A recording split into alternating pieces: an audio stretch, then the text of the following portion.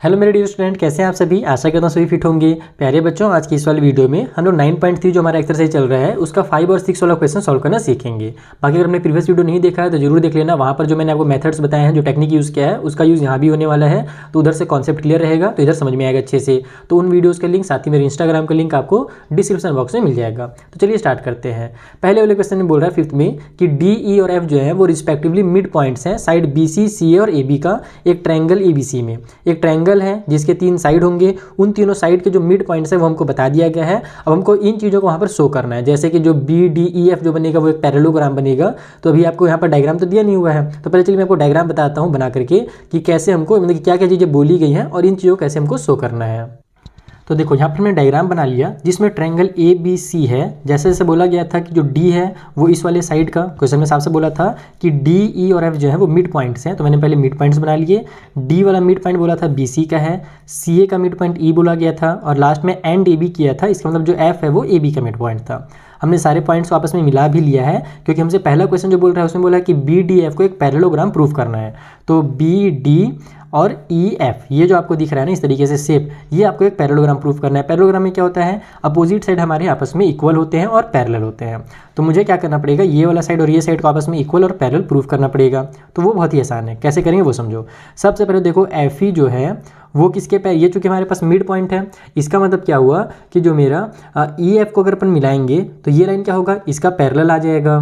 क्योंकि हमने mid point theorem में आपको क्या पढ़ाया था कि जब कभी किसी ट्रायंगल में दो पॉइंट्स हमारे पास, दो साइड के मिड पॉइंट जो है उनको मिला करके एक लाइन बनती है, तो वो लाइन जो होता है ना वो थर्ड वाले साइड का आधा होता है और इसके पैरेलल होता है। ये मिड पॉइंट थ्योरम कहता है। तो हम वही लिखेंगे पहले तो कि F and E R mid points. ठीक है, ये क्या है, मिड पॉइंट्स हैं। सो एफ ई जो लाइन बनेगा वो हो जाएगा हमारा बी सी के parallel. F E is parallel to B C and also FE is equal to half of BC।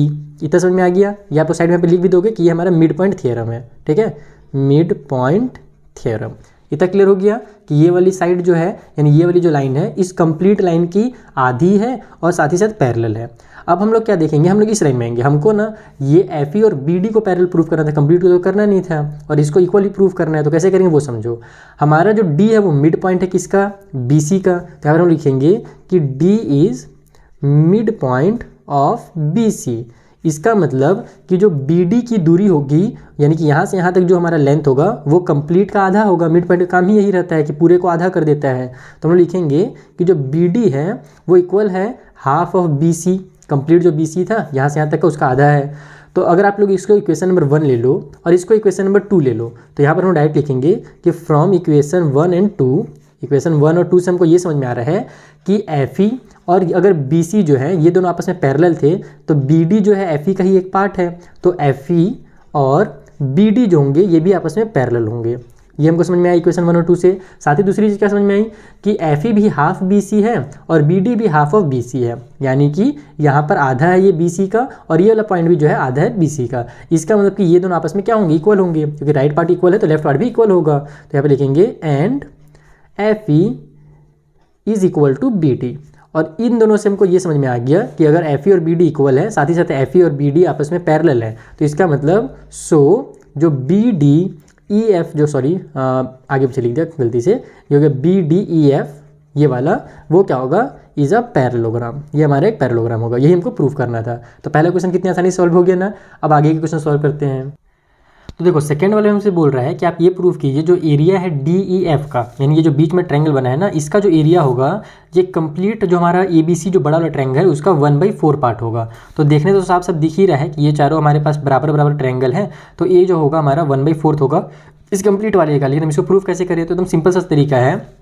आप लोगों को पता होगा कि हमारा जो पैरेललोग्राम होता है, जैसे ये पैरेललोग्राम है तो इसका जो डायगोनल है ना, इस पैरेललोग्राम को दो इक्वल ट्रायंगल में डिवाइड करता है। ठीक है, तो यहाँ पर हम लोग देखेंगे टोटल कितने पैरेललोग्राम बन रहे हैं। तो एक पैरेललोग्राम तो ये वाला बना है ना। यहाँ पर हम लिखेंगे कि F E B D, F E B D.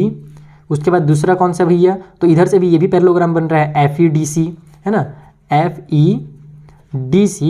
और एक और पैरेललोग्राम आप देखो तो इधर से भी बन रहा है इस टाइप से। बस इतने ही का यूज़ करेंगे क्योंकि अपने को ये तीनों जो ट्रायंगल है ना इनका चाहिए। तो ये वाला जो पैरेललोग्राम है इसका नाम है ए एफ डी ई। ठीक है, A F D E all are parallelograms. ये सभी क्या है, पैरेललोग्राम है। जैसा कि हमने देखा कि अगर एक पैरेललोग्राम ये है तो बाकी भी हमारा पैरेललोग्राम ही होगा, ठीक है।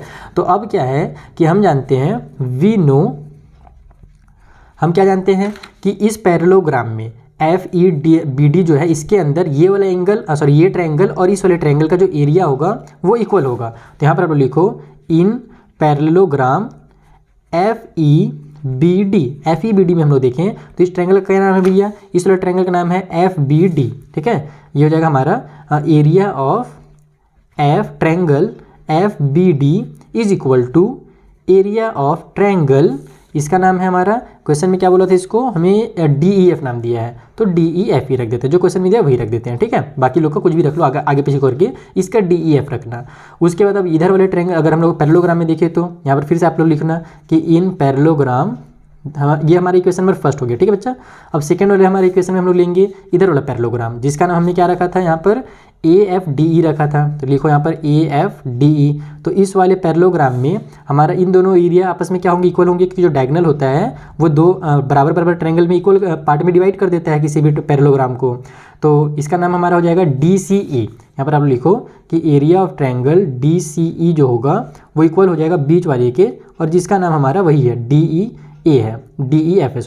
DEF के इक्वल है, ठीक है। अब हम लोग ये जो ऊपर वाला ये पैरेललोग्राम लिए हैं AFDE वाला, इसमें देखते हैं। तो यहाँ पर हम लिखेंगे इन पैरेललोग्राम AFDE, इसके अंदर हमारा जो एरिया होगा इस वाले पार्ट का, AFE का एरिया ऑफ ट्रायंगल AFE, ये इक्वल हो जाएगा बीच वाले के, यानी कि एरिया ऑफ ट्रायंगल DEF के। बस अपने को यही तीनों को लेना था, ये तीनों हमारे पास आ गए ना। अब क्या करेंगे, हम लोग सभी को आपस में यहाँ पर ऐड करके देखेंगे कि हमारा अगर सभी को आपस में ऐड किया जाए तो कितना निकल करके आएगा, क्योंकि सारे आपस में क्या हो गए, कनेक्ट हो गए हैं। 1 2 3 से अगर हम लोग देखें तो अगर FBD भी जो है वो भी इक्वल है DEF के, ये वाला भी DEF के इक्वल है और ये वाला भी DEF के इक्वल है। इसको इक्वेशन 2 और इसको इक्वेशन नंबर 3 लिखो, और ऐसा आप चाहो तो लिख सकते हो कि फ्रॉम इक्वेशन 1 2 एंड 3, 1 2 और 3 से हमको ये समझ में आ रहा है कि जो एरिया है ट्रायंगल DEF का, ये वाला ट्रायंगल का और ये बाकी ट्रायंगल का, सबका आपस में इक्वल है, क्योंकि सभी DEF के बराबर ही हैं। तो DEF का एरिया जो है वो FBD के बराबर भी है, शुरू वाली इक्वेशन से मिला था। फिर ट्रायंगल DCE के भी बराबर है, और फिर ये ट्रायंगल हमारे AFE के भी बराबर है। ये सभी के एरिया जो है आपस में इक्वल है। हम क्या जानते हैं कि अगर चारों को ऐड किया जाए, नाउ अगर हम लोग सभी को ऐड करते हैं, ट्रायंगल DEF में प्लस कर दिया हम लोग ट्रायंगल FBD को, और उसमें प्लस कर दिया ट्रायंगल DCE को, और उसमें प्लस कर दिया अगर अपन ट्रायंगल AFE को, तो इन चारों का अगर हम लोग एरिया को आपस में प्लस करेंगे तो क्या निकल करके आएगा, तो इन चारों ट्रायंगल से मिला करके तो हमारा ABC बन रहा है ना, तो टोटल हमारा ट्रायंगल ABC का एरिया निकल करके आएगा। अब हमने क्या देखा कि ये चारों का एरिया आपस में इक्वल था, तो हम लोग सभी के बदले में क्या लिख सकते हैं, DEF लिख सकते हैं ना। तो इन सभी के बदले में आप लोग क्या करोगे, DEF लिख दोगे।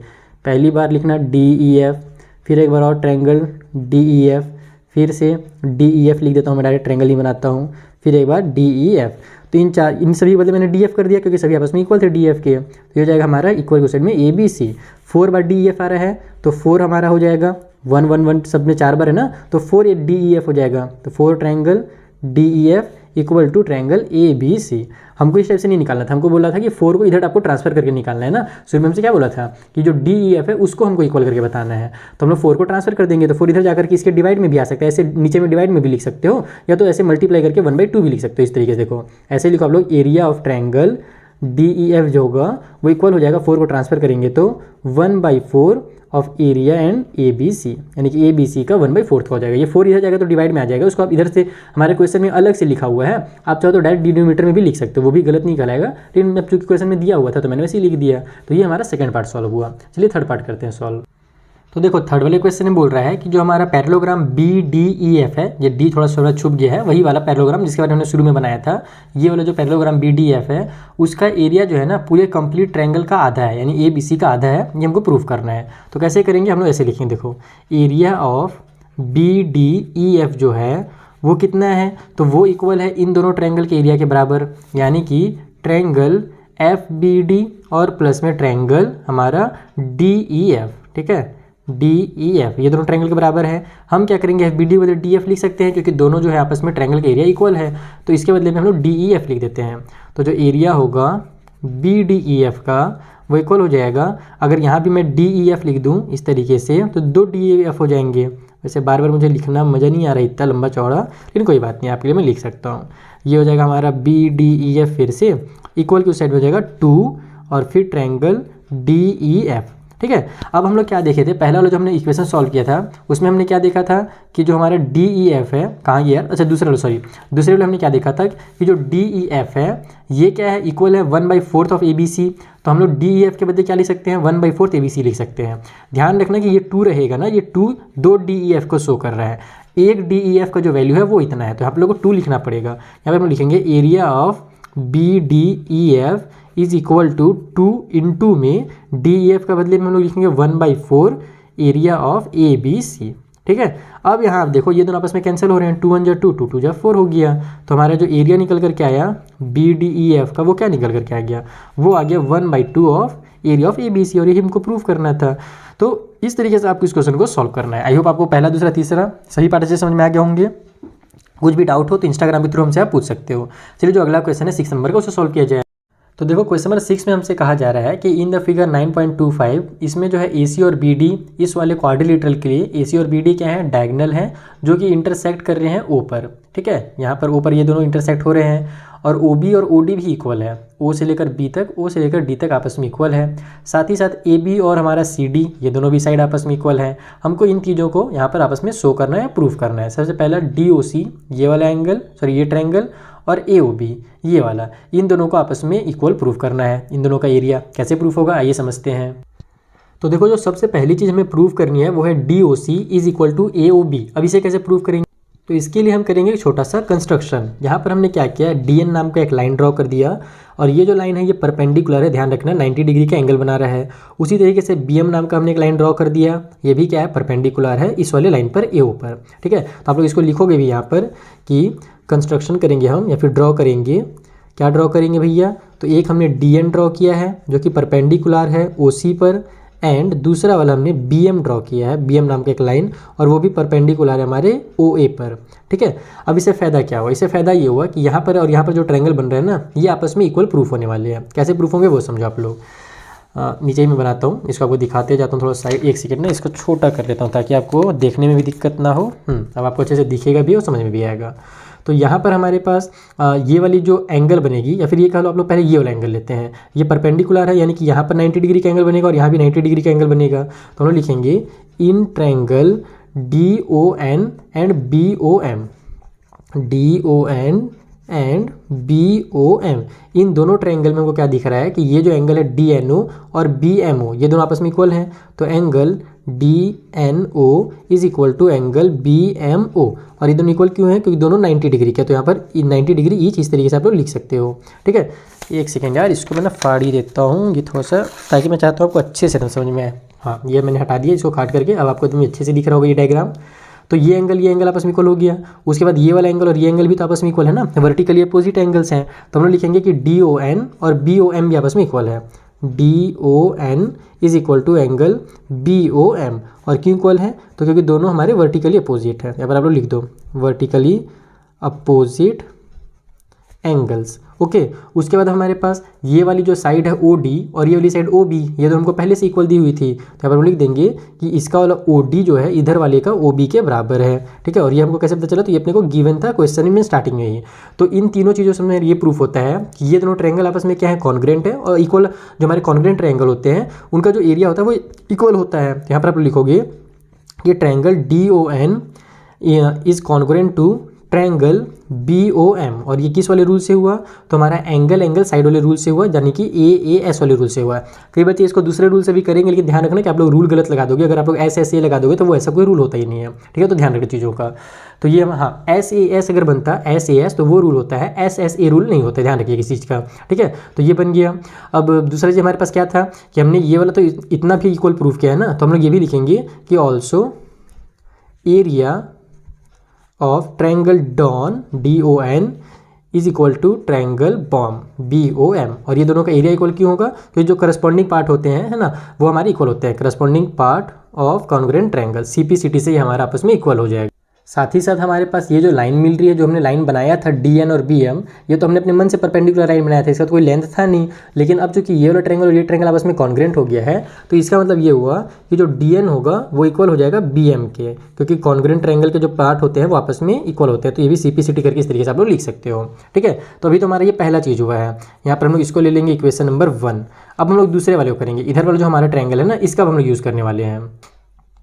तो जल्दी से आप इसका भी नाम लिख लीजिए, यहीं बगल में ही समझा देता हूँ, बहुत जगह है, पेज वेस्ट नहीं करेंगे। यहाँ पे लिखे हम लोग इन ट्रायंगल DNC, ठीक है, जो हमारा ट्रायंगल DNC बना है एंड इधर BMA बना है, तो ट्रायंगल BMA। इन दोनों ट्रायंगल में हमारे पास क्या क्या चीज़ें हैं भाई? तो सबसे पहला तो ये वाला एंगल और ये एंगल आपस में इक्वल होगा, दोनों 90 डिग्री के हैं। तो हम लोग लिखेंगे एंगल DNC जो है, ये इसका नाम क्या होगा? DNC ही होगा इस वाले एंगल का नाम। तो DNC जो है वो इक्वल है इस वाले एंगल के जिसका नाम BMA है। तो एंगल BMA के, और दोनों हमारे 90 डिग्री के इसलिए इक्वल हैं, तो ईच 90 डिग्री यहाँ पर आप लोग लिख सकते हो। उसके अलावा हमारे पास जो ये वाला साइड और ये साइड आपस में इक्वल पहले से दिया हुआ था, जो कि हमारा हाइपोटेन्यूज दिख रहा है। अगर ये हम लोग इसको राइट एंगल ट्रायंगल मान लिए, तो ये जो 90 डिग्री के अपोजिट में होता है वो क्या होता है? हाइपोटेन्यूज होता है। तो AB और CD भी हमको इक्वल दिया हुआ था क्वेश्चन में, तो वो लिख लो आप लोग कि AB जो है वो इक्वल है CD के, और ये अपने को क्वेश्चन में गिवन था। उसके अलावा हमने ये देखा कि हमारा ये वाला जो साइड है ना, और ये वाला जो साइड है DN और जो हमारा BM है, ये हमने भी देखा कि हमने इसको क्या कहते हैं? इक्वल प्रूफ किया था। तो वो भी लिख दो आप लोग कि DN is equal to BM। और ये कैसे पता चला? तो ये हमने भी प्रूफ किया हुआ था। ठीक है, तो यहाँ पर हमारा राइट एंगल, हाइपोटेन्यूज और साइड वाले रूल से ये दोनों क्या हो जाएंगे? आपस में कॉन्ग्रुएंट हो जाएंगे। तो आप लोग लिख सकते हो कि ट्रायंगल DNC जो है वो आपस में कॉन्ग्रुएंट होते हैं ट्रायंगल BMA के। और कौन वाले रूल से हुआ? तो राइट एंगल और हाइपोटेन्यूज और फिर हमारा साइड, RHS जो रूल होता है उसके थ्रू ये आपस में कॉन्ग्रुएंट प्रूफ हो गया। ठीक है, अब ये दोनों आपस में अगर कॉन्ग्रुएंट है तो इसका मतलब कि इनका एरिया भी इक्वल होगा। तो यहाँ पर आप लिख दो कि area of triangle DNC is equal to area of triangle BMA। ठीक है, अब एरिया इक्वल है, इसको आप लोग ले लो इक्वेशन नंबर 2। यहाँ पर हमारा इन दोनों का एरिया इक्वल था, इधर वाले का एरिया इक्वल है। तो अगर हम लोग दोनों को प्लस कर दें, इन दोनों को और इन दोनों को, तो ये बड़े बड़े वाले का एरिया निकल जाएगा, और वही अपने को इक्वल प्रूफ करना था। तो आप यहाँ पर लिखोगे कि इक्वेशन 1 प्लस इक्वेशन 2। अगर हम लोग इक्वेशन 1 और प्लस करें उसमें इक्वेशन 2 को, तो लेफ्ट वाला हमारा ऐड हो जाएगा। तो लेफ्ट में क्या है? ट्रायंगल DON था, और इधर लेफ्ट में हमारे पास क्या है? तो DNC है। तो ट्रायंगल DNC इक्वल के राइट में हमारे पास यहाँ पर ट्रायंगल BOM था, और अभी हमने जो निकाला वो BMA है। तो ट्रायंगल BMA। ठीक है, तो DON और DNC को अगर हम लोग दोनों को प्लस करेंगे तो हमारा क्या निकलेगा? ये COD निकलेगा। इसका नाम क्वेश्चन में क्या दिया हुआ था? COD ही दिया हुआ था ना, पहला। हाँ, यहाँ पर लिखा DOC दिया था, सॉरी। तो इसका जो हम लोग क्या लिख देंगे? Triangle, area of triangle DOC, और इधर हमारे इन दोनों को प्लस करेंगे तो AOB आ जाएगा। तो एरिया ऑफ ट्रायंगल हमारा AOB। बस यही आपको प्रूफ करना था, प्रूफ हो गया। तो आपको ऐसे यहाँ पर एग्जाम में प्रूफ करना है कि एक परपेंडिकुलर लाइन बना लेना है, दोनों ट्रायंगल्स के एरिया को आपस में इक्वल प्रूफ करना है, इसको इसको इसको और इसको, तो फिर हमारा जो क्वेश्चन है आसानी से सॉल्व हो जाएगा। ठीक है, तो ये हो गया हमारा क्वेश्चन नंबर 6 का पहला पार्ट। चलिए अगले पार्ट को सॉल्व करते हैं। अगर कुछ भी डाउट हो इसमें तो इंस्टाग्राम के थ्रू आप हमसे पूछिएगा। तो देखो सेकंड वाले हमसे क्या बोल रहा है कि जो DCB हमारा ट्रायंगल है ना, देखो DCB ये वाला आधा ट्रायंगल, इस पूरा अगर आप लोग इसको क्वाड्रेटर लोगे तो इस डायगोनल के थ्रू जो ट्रायंगल बना हुआ है DCB उसको बोल रहा है, और ACB ये वाला ट्रायंगल, ये आधा ट्रायंगल। ठीक है, आधा नहीं मतलब कि यहाँ से लेकर के यहाँ तक ये वाला ट्रायंगल जो है, इन दोनों का एरिया आपस में हमसे इक्वल बोला जा रहा है। हम लोग ने अभी क्या देखा कि जो DOC था ये वाला पार्ट, और AOB जो था ये वाला पार्ट, ये दोनों आपस में इक्वल थे। तो हम लोग लिखेंगे कि वी हैव, हमारे पास अभी हमने देखा कि जो एरिया है DOC का वो इक्वल है एरिया ऑफ AOB के, है ना। अगल बगल वाले जो है आमने सामने वाले वो आपस में इक्वल हैं। हम क्या करेंगे, इसमें और इसमें ये वाला जो पार्ट है ना OBC है ना, ये वाला जो हमारा ट्रायंगल दिख रहा है, इसको हम लोग ऐड कर देंगे। तो यहाँ पर लिखेंगे हम लोग adding triangle OBC in both side. अगर हम लोग दोनों साइड ऐड कर देते हैं तो ये हो जाएगा हमारा एरिया ऑफ DOC प्लस में एरिया ऑफ OBC। ठीक है, उसी तरीके से इधर हमारे पास जो एरिया ऑफ AOB है उसमें प्लस कर देंगे फिर से हम लोग वही एरिया ऑफ OBC। देखो कभी भी किसी इक्वेशन में राइट में या लेफ्ट में कहीं पर भी अगर हम लोग इक्वेशन के दोनों साइड में सेम चीज़ का मल्टीप्लाई, डिवाइड ये सब अगर कर रहे हैं तो उसके जो वैल्यू है उसमें कोई भी चेंज नहीं आता है। ठीक है, या फिर ऐड कर रहे हो तो यहाँ पर हमारे पास वो क्या होता है मतलब कि जो बैलेंस है वो बना हुआ रहता है। लेकिन हम लोग ऐड क्यों किए? ऐड करने से फ़ायदा ये हुआ कि DOC था उसमें हमारा OBC पर मिल जाएगा तो हमारा DCB बन जाएगा। उसी तरीके से AOB हमारे पास है, उसमें अगर OBC मिल जाएगा तो हमारा ACB बन जाएगा। तो इसके बदले में हम लोग डायरेक्ट लिखेंगे एरिया ऑफ DCB, और इधर हमारे पास लिखेंगे एरिया ऑफ ACB। बस खेल खत्म, यही अपने को प्रूफ करना था। तो हमने जो पहला मेहनत किया है ना पहले वाले क्वेश्चन में, पहले पार्ट में, उसका यूज़ यहाँ पर करके आप फटाक से इसको सॉल्व कर सकते हो। चलिए थर्ड पार्ट और लास्ट पार्ट करते हैं। तो देखो लास्ट वाले पार्ट में हमको ये प्रूफ करना है कि जो DA और CB जो लाइन है वो आपस में पैरेलल है। ये वाली line DA is parallel to CB, ठीक है, ये दो लाइन आपस में पैरेलल है। और हमको ये भी प्रूफ करना है कि ABCD जो है वो एक पैरेललोग्राम है। तो ABCD एक पैरेललोग्राम कब होगा? जब अपोजिट साइड पैरेलल के साथ साथ आपस में इक्वल भी दिए हुए हों, ठीक है। तो हम क्या करेंगे, इसको पैरेलल के साथ साथ इक्वल भी प्रूफ करेंगे। तो पहले तो पैरेलल कैसे है वो आपको मैं समझा देता हूँ। अभी हमने लास्ट वाले क्वेश्चन में क्या सॉल्व किया, हमने अभी सेकेंड वाले पार्ट में ये देखा था कि वी हैव जो एरिया था हमारा ट्रायंगल DCB का वो इक्वल था एरिया ऑफ ट्रायंगल ACB के। यही भी मैंने प्रूफ किया सेकेंड वाले पार्ट में। देखो DCB यहाँ पर है, ACB यहाँ पर है। अगर आप ध्यान से देखो तो दो लाइन बने हुए हैं इस तरीके से, ये वाला ऊपर वाला और नीचे वाला, इन्हीं के बीच में ये दोनों ट्रायंगल बने। एक इधर से बना हुआ है ये वाला ट्रायंगल, और ये जो है इधर से बना हुआ है ऐसे और ऐसे, ये मेरा AB और C वाला ट्रायंगल बना हुआ है। तो ये दोनों जो ट्रायंगल है उनका बेस कौन सा है? सेम है, CB दोनों का बेस है और दोनों सेम पैरेलल के बीच में आ रहे हैं। तो लिखेंगे हम लोग दे बोथ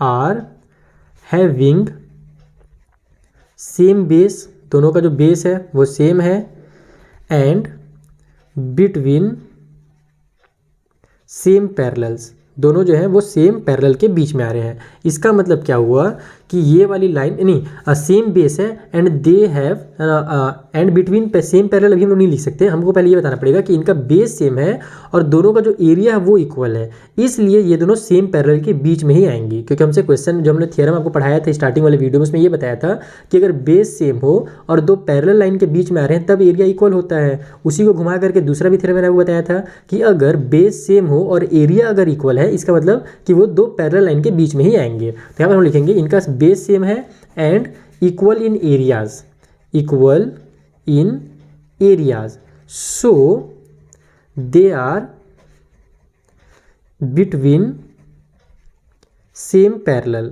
ठीक है। इसका मतलब कि वो जो होंगे वो सेम पैरेलल के बीच में ही होंगे। तो अब इसका मतलब अगर ये दोनों सेम पैरेलल के बीच में है तो कौन कौन सा पैरेलल है भाई? तो एक तो DA हो गया और एक हमारा CB हो गया। तो हम लिखेंगे कि जो DA है वो पैरेलल होगा हमारे CB का। पहला पार्ट हमने यहाँ पर प्रूफ कर दिया, लेकिन अभी हमको इसको पैरेललोग्राम प्रूफ करना है ना, तो उसके लिए हमको इन दोनों लाइन को आपस में इक्वल भी प्रूफ करना होगा। अब कैसे करेंगे?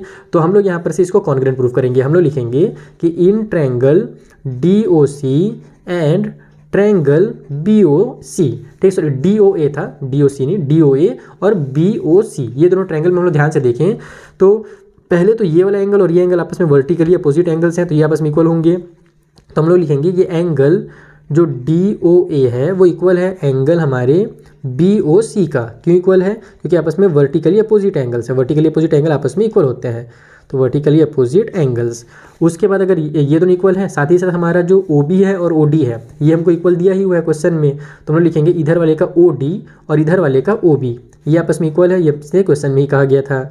देन हमारे पास यहाँ पर जो एंगल बन रहा है और यहाँ पर जो एंगल बन रहा है, ये दोनों एंगल क्या है आपस में वर्टिकली बोल रहा हूँ, अल्टरनेट इंटीरियर एंगल्स हैं। क्योंकि देखो जब कभी भी दो पैरेलल लाइन को कोई ट्रांसवर्सल ऐसे कट करता है तो क्लास 7 में आपने पढ़ा था कि यहाँ और यहाँ जो एंगल बनता है इसको हम बोलते हैं अल्टरनेट इंटीरियर एंगल, और ये दोनों आपस में इक्वल होते हैं। तो वही हम लोग लिखेंगे कि हमारा जो एंगल ODA है वो इक्वल है एंगल हमारे OBA के, ठीक है, OBC के, सॉरी, ठीक है। तो ये दोनों एंगल आपस में इक्वल क्यों है? क्योंकि अल्टरनेट इंटीरियर एंगल्स है, तो अल्टरनेट इंटीरियर एंगल्स इस तरीके से यहाँ पर लिख दो। तो हमारा एंगल साइड और एंगल वाले रूल से दोनों का हो गया आपस में कॉन्ग्रुएंट हो गए। तो यहाँ पर लिखेंगे हम लोग जो ट्रायंगल हमारा DOA है वो यहाँ पर कॉन्ग्रुएंट प्रूफ होता है हमारे दूसरे ट्रायंगल के जिसका नाम BOC है। और अगर कौन से रूल से वो भी आप लोग बता दोगे, तो angle side angle ASA rule से आपस में कॉन्ग्रुएंट प्रूफ हो रहा है, ठीक है। जहाँ पर भी जो भी रूल लगता है वो आप लोग जरूर लिखना। अब इसके बाद अगर ये दोनों कॉन्ग्रुएंट है तो इसके जो करस्पॉन्डिंग पार्ट होंगे वो भी आपस में इक्वल होंगे, तो DA is equal to CB हो जाएगा। D और CB आपस में इक्वल हो गया क्योंकि CPCT है हमारे पास, corresponding part of congruent triangle है। तो यहाँ हमने देखा था पहले कि जो DA है वो पैरेलल है CB के, साथ ही साथ DA is equal to CB। तो आप लिखोगे कि DA is parallel to CB and DA is equal to CB, so ABCD is a parallelogram. इसका मतलब ये जो होगा हमारा एक पैरेललोग्राम होगा। तो आई होप आपको बहुत अच्छे से समझ में आ गया होगा। मैंने बहुत ज़्यादा आराम से और अच्छे से आपको समझाने की कोशिश की है, डिटेल में, ज़्यादा हड़बड़ी में नहीं समझाया है। अगर फिर भी कोई डाउट रहा हो आपके दिमाग में तो आप हमसे इंस्टाग्राम के थ्रू पूछिएगा। मिलते हैं हम लोग नेक्स्ट वीडियो में, तब तक के लिए थैंक यू फॉर वॉचिंग।